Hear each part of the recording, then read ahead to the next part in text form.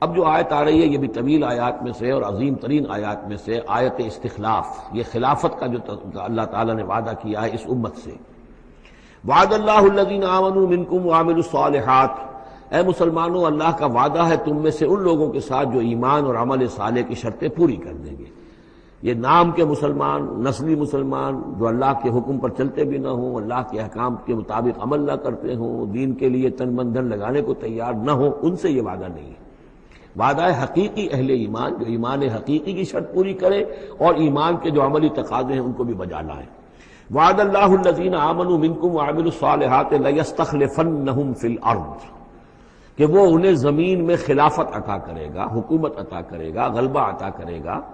کما استخلف الذین من قبلہم، جیسے کہ اس نے خلافت عطا کی تھی ان کو جو ان سے پہلے تھے۔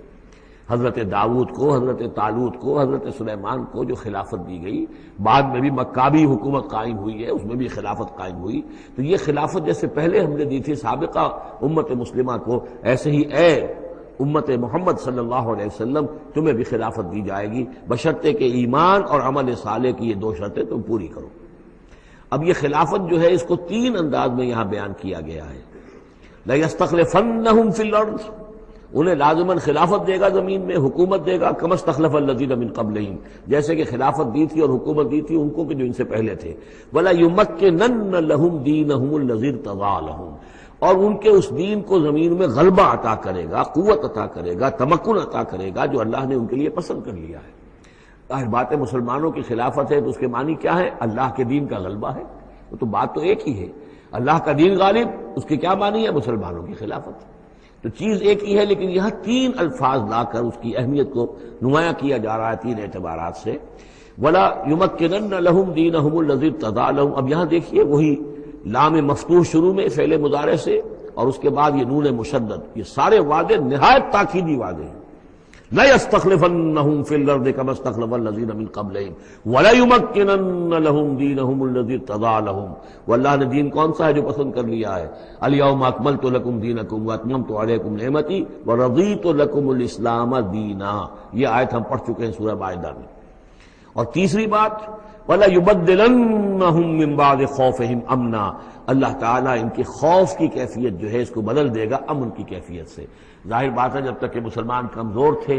ان کے لیے خوف تھا، ابھی ادھر سے حملے کا اندیشہ ہے، ابھی ادھر سے حملے کا اندیشہ ہے، اب فلاں قبیلے کی طرف سے خبر آئی ہے کہ وہ فوجی تیاری کر رہا ہے، فوج کشی کرے گا، وہ خوف کی ایک کیفیت تھی جو ہر وقت طاری رہی ہے۔ ایمرجنسی کی کیفیت جو ہے مدینہ منورہ میں یوں سمجھیے کہ پورے 5 برس ایمرجنسی رہی ہے، ہر وقت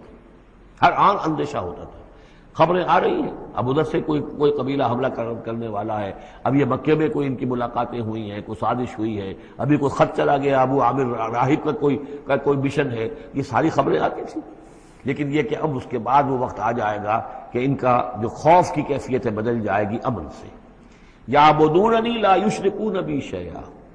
میں یہاں اس کو سمجھتا ہوں مستقبل سے متعلق، جب ایسا ہو جائے گا تو پھر وہ میری بندگی کریں گے کہ اس میں کسی شے کی شرک جو ہے گوارا نہیں کریں گے۔ جب تک اللہ کی حکومت نہیں ہے تو ظاہر بات ہے کچھ نہ کچھ شرک تو ہو ہی رہا ہے۔ اب ہم یہاں رہ رہے ہیں، پاکستان میں رہ رہے ہیں، اللہ کا دین تو قائم نہیں ہے، قانون کس کا ہے؟ اللہ کا تو نہیں ہے، تو گویا کہ ہم قومی اعتبار سے، اجتماعی اعتبار سے کفر اور شرک میں زندگی بسر کر رہے ہیں۔ ہاں ہمارا اپنا کوئی عقیدہ فرض کیجئے ہے بھی ٹھیک، بالکل مشرکانہ اوہام سے ہم نے اپنے آپ کو پاک کر لیا ہے اور توحید فی العقیدہ ہماری بالکل صحیح ہے، لیکن سوال یہ کہ ہم اس ملک کے شہری ہیں، اس ملک کا دستور ہے، اس ملک کے اندر جو ہے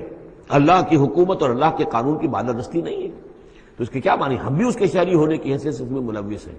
تو یہ ہے کہ یہ توحید کامل اس وقت ہوگی جب یکون الدین کلہ للہ، جب دین کل کا کل اللہ کے لیے ہو جائے گا۔ عملاً توحید کی تکمیل اس وقت ہوگی۔ یعبدوننی، میری بندگی کریں گے، لا یشرکون بی شیئا، اور میرے ساتھ کسی شے کو شریک نہیں کریں گے۔ ومن کفر بعد ذلک فاولئک هم الفاسقون، اور جو اس کے بعد بھی کفر کریں تو پھر وہ تو فاسق ہیں، ناہنجار ہیں، سرکش ہیں۔ اس کے بھی دو معنی ہو سکتے ہیں، جب دین کا غلبہ ہو گیا پھر بھی جو کفر کرے وہ تو معلوم ہوا کہ اس کے اندر خیر سرے سے ہے ہی نہیں۔ ایک یہ ہے کہ باطل کا غلبہ ہے، باطل کے غلبے میں کسی بندہ مومن کے لیے ایمان لانا مشکل ہے، ایمان پر قائم رہنا مشکل ہے، اسلام پر عمل کرنا مشکل ہے، لیکن جب دین غالب ہو گیا ہو تو اب تو ظاہر بات ہے کہ اب تو ساری رکاوٹیں دور ہو گئیں، اب تو ایک شخص کی کسی کی اپنی فطرت ہی میں کجی آ چکی ہے، کوئی پرورٹڈ نیچر کا شخص ہے، تبھی وہ رہے گا کہ جو اسلام سے دور رہے۔ وَمَنْ كَفَرَ بَعْدَ ذَلِكَ فَأُولَٰئِكَ هُمُ الْفَاسِقُونَ۔ اور میرے نزدیک اس کا ایک مفہوم یہ بھی ہے کہ ہمارے ان تین پختہ وعدوں کے بعد بھی جو شخص کمر ہمت نہ کس لے اور اس کام کے لیے کھڑا نہ ہو جائے، گویا کہ وہ ہماری بات کا کفر کر رہا ہے، انکار کر رہا ہے، اسے ہمارے ان وعدوں پر یقین نہیں ہے۔ وَمَنْ كَفَرَ بَعْدَ ذَلِكَ فَأُولَٰئِكَ هُمُ الْفَاسِقُونَ، تو وہ تو گویا کہ فاسق ہے اور سرکش ہے اور ناہنجار ہے۔ اس آیت کو ذہن میں رکھیے، اس حدیث کو آج میں چاہتا ہوں کہ اس کا متن بھی آپ کو سنا دوں کہ اس کی خبر دی ہے محمد رسول اللہ صلی اللہ علیہ وسلم نے۔ تاریخی اعتبار سے تو یہ نوٹ کر لیجئے، یہ سن 6 ہی کے اندر، ابتدائی میں سن 6 کے یہ آیت نازل ہوئی۔ سن 6 ہی میں صلح حدیبیہ ہو گئی، انا فتحنا لک فتحا مبینا، گویا کہ اس آیت کا جو مصداق ہے وہ ظاہر ہونا شروع ہو گیا۔ سن 7 میں غزوہ خیبر ہوا، اللہ نے بہت بڑا مال غنیمت مسلمانوں کو دیا۔ سن 8 میں مکہ فتح ہو گیا۔ سن 9 میں موپنگ اپ آپریشن ہو گیا، اعلان کر دیا گیا حج کے اندر کہ آئندہ سے یہاں کوئی مشرک نہیں آئے گا، اور اب تمہارے لیے اتنی مہلت ہے، کسی کوئی معاہدہ قائم نہیں رہے گا، جو معاہدے ہیں میعادی ان کی میعاد ختم ہوتے ہی معاہدہ ختم، اور جن کی میعاد کوئی نہیں تھی ان کے لیے ہم 4 مہینے کی میعاد مقرر کر رہے ہیں کہ اس کے بعد کوئی معاہدہ کسی مشرک سے نہیں ہے، جب یہ مدت ختم ہو جائے گی قتل عام شروع ہو جائے گا۔ یہ تو اللہ تعالیٰ کی طرف سے جزیرہ نما عرب کے اندر دین کی تکمیل ہو گئی، خلافت قائم ہو گئی، اللہ کی حکومت قائم ہو گئی۔ جیسے حضرت داؤد خلیفہ تھے، یہاں حضرت محمد خلیفہ ہے صلی اللہ علیہ وسلم، اس لیے کہ حاکم اب کون ہے؟ حضرت محمد صلی اللہ علیہ وسلم۔ اپنی زندگی میں تو حاکمیت جو بھی ہے آپ کے پاس ہے۔ اس کے بعد خلافت راشدہ میں پھر یہ خلافت کہاں سے کہاں پہنچی وہ آپ کو معلوم ہے، لیکن پھر ریورسل شروع ہو گیا۔ لیکن وہ حدیث میں آپ کو سنا رہا ہوں، حضرت نعمان بن بشیر سے مروی ہے رضی اللہ تعالیٰ عنہ، اور مسند احمد بن حنبل میں یہ روایت ہے کہ حضور نے یہ فرمایا صلی اللہ علیہ وسلم، تکون النبوۃ فیکم ما شاء اللہ ان تکون، مسلمانوں تمہارے مابین نبوت موجود رہے گی جب تک اللہ چاہے گا کہ رہے، یعنی میں موجود رہوں گا بنفس نفیس تمہارے مابین جب تک اللہ چاہے گا۔ ثم یرفع اللہ اذا شاء یرفعها، پھر اللہ تعالیٰ اس کو اٹھا لے گا جب چاہے گا، نبوت کو اٹھا لے گا، یعنی میرا انتقال ہو جائے گا، تو ایک دور جو ہے وہ ختم ہو جائے گا۔ فرمایا ثم تکون خلافتا علی منہاج النبوہ، پھر خلافت ہوگی نبوت کے نقش قدم پر، نبوت ہی کے طریقے پر، ٹھیک وہی نظام جو محمد عربی صلی اللہ علیہ وسلم نے قائم کیا تھا، بین ہی ایک بال کے فرق کے بغیر وہ نظام جو کا تو قائم رہے گا، خلافت علی منہاج النبوہ۔ فتکون ما شاء اللہ وان تکون، یہ بھی رہے گا جب تک اللہ چاہے گا یہ دور۔ ثم یرفع اللہ اذا شاء یرفع، پھر اس دور کو بھی اللہ اٹھا لے گا جب اللہ چاہے گا۔ ثم تکون ملکن عاضا، پھر ملوکیت کا دور آئے گا، اور وہ کاٹ کھانے والی ملوکیت ہوگی، کاٹ کھانے والی ملوکیت، ظالم ملوکیت، اور یہ بھی رہے گا جب تک اللہ چاہے گا، پھر اللہ اس کو بھی اٹھا لے گا۔ پھر چوتھا دور آئے گا ثم تکون ملکن جبریا، پھر غلامی کی ملوکیت ہوگی، یعنی یہ دور جو ہمارا گزرا ہے کولونیل دور، پہلے یہ کہ ملوک تھے، بادشاہ تھے، چاہے وہ بنو عباس میں تھے یا بنو امیہ میں سے تھے، یا یہ کہ ترک تھے، مسلمان تو تھے، کلمہ گو تو تھے، ان میں کوئی کوئی نہ اچھا بھی ہوتا تھا، بہت اچھے لوگ بھی تھے، برے لوگ بھی تھے، لیکن مسلمان تو تھے، کلمہ گو تو تھے۔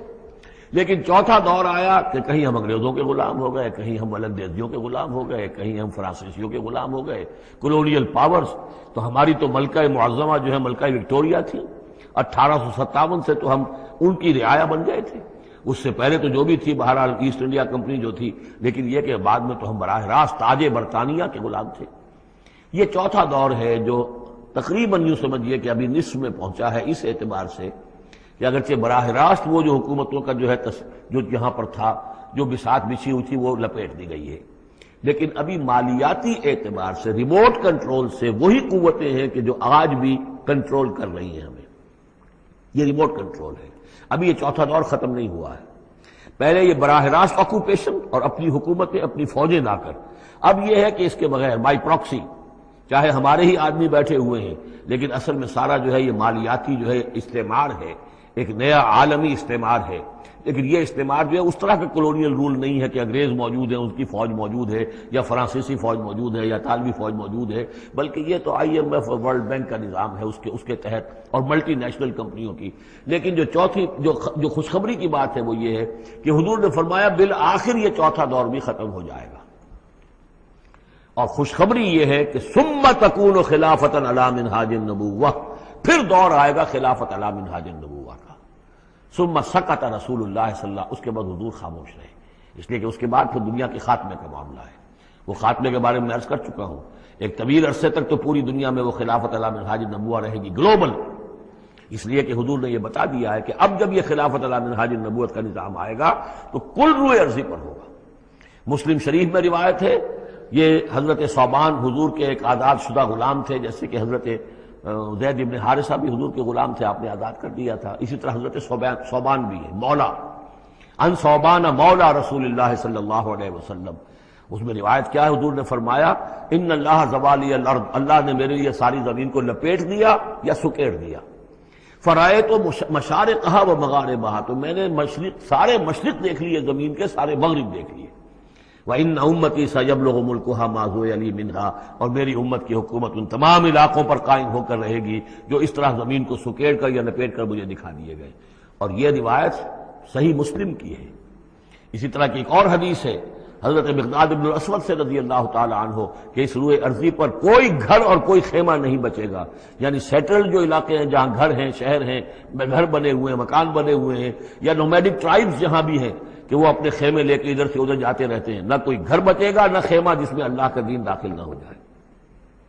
بعز عزیز اور ذل ذلیل، یا تو یہ کہ گھر اور خیمے والا اسلام قبول کرے گا، اسلام اس کے گھر میں داخل ہوگا، اس کا بھی اعزاز ہوگا، اور یا وہ گھر والا اسلام قبول نہیں کرے گا لیکن اسلام کی بالادستی جو ہے تسلیم کرنی پڑے گی۔ یؤت الجزیۃ عن ید وہم صاغرون، یہ جو ہم پڑھ آئے ہیں سورہ توبہ کے اندر، تو گویا کہ اس کے گھر میں بھی اسلام تو آ گیا لیکن وہ بدبخت جو ہے اسلام کی نعمت سے اور اس کے اعزاز سے محروم رہا۔ یہ ہے وہ خبر کہ جو ہے صحیح احادیث ہیں، اور یہ منطقی طور پر بھی سمجھ لیجئے کہ قرآن مجید میں یہ بات واضح کر دی گئی کہ حضور کو بھیجا گیا غلبہ دین کے لیے، 3 دفعہ فرمایا۔ سورہ توبہ میں ہم پڑھ چکے ہیں، 2 مرتبہ آگے اور آنا ہے، هو الذی ارسل رسولہ بالہدی ودین الحق لیظہرہ علی الدین کلہ، اور 5 مرتبہ فرمایا کہ حضور کو بھیجا گیا پوری نوع انسانی کے لیے۔ اس کی سب سے نمایاں اور سب سے جو لوگوں کے اندر عام طور پر معروف آیت ہے وہ یہ ہے وَمَا أَرْسَلْنَاكَ إِلَّا كَافَّةً لِلنَّاسِ بَشِيرًا وَنَذِيرًا، ویسے ہم پڑھ آئے سورہ انبیاء میں وَمَا أَرْسَلْنَاكَ إِلَّا رَحْمَةً لِلْعَالَمِينَ، اس کا بھی مفہوم یہی ہے، تمام جہان والوں کے لیے ہم نے بھیجا ہے آپ کو رحمت بنا کر، اور ہم نے نہیں بھیجا ہے محمد آپ کو مگر پوری دنیا کے لیے، پوری نوع انسانی کے لیے بشیر اور نذیر بنا کر۔ ان دونوں کو جوڑیں تو اس کا منطقی نتیجہ بھی یہ ہے کہ حضور کی بعثت کا مقصد مکمل ہوگا ہی اس وقت جبکہ کل عالم انسانیت پر دین حق غالب ہو جائے، اور یہ ہو کر لینا ہے۔ وَمَنْ كَفَرَ بَعْدَ ذَلِكَ فَأُولَٰئِكَ هُمُ الْفَاسِقُونَ وَأَقِیمُوا الصَّلَاةَ وَآتُوا الزَّکَاةَ، اور نماز قائم کرو اور زکوٰۃ ادا کرو، وَأَطِیعُوا الرَّسُولَ لَعَلَّکُمْ تُرْحَمُونَ، رسول کی اطاعت کرو تاکہ تم پر رحم کیا جائے۔ چونکہ روئے سخن منافقین کی طرف ہے، اور میں نے آپ کو بتایا تھا ان پر جو شاخ گزر رہی تھی وہ در حقیقت رسول کی اطاعت تھی۔ بار بار کہتے تھے یہ اپنے جی سے بات کہہ دیتے ہیں، آیت تو ابھی اتری نہیں، ابھی کوئی آیت تو آئی نہیں، قرآن میں تو ابھی یہ حکم آیا نہیں۔ یہ معاملہ جو ہے ان کو شاخ گزر رہا تھا حضور کی اطاعت۔ وَأَقِیمُوا الصَّلَاةَ وَآتُوا الزَّکَاةَ، اور نماز قائم کرو، زکوٰۃ ادا کرو، وَأَطِیعُوا الرَّسُولَ لَعَلَّکُمْ تُرْحَمُونَ، اور اللہ رسول کی اطاعت کرو تاکہ تم پر رحم کیا جائے۔ لَا تَحْسَبَنَّ الَّذِينَ كَفَرُوا مُعْجِزِينَ فِي الْأَرْضِ، یہ کافر یہ نہ سمجھیں کہ وہ اللہ کو تھکا دیں گے یا ہرا دیں گے اس زمین میں، وَمَأْوَاهُمُ النَّارُ، ان کا ٹھکانہ آگ ہے، وَلَبِئْسَ الْمَصِيرُ، اور بہت برا ٹھکانہ ہے۔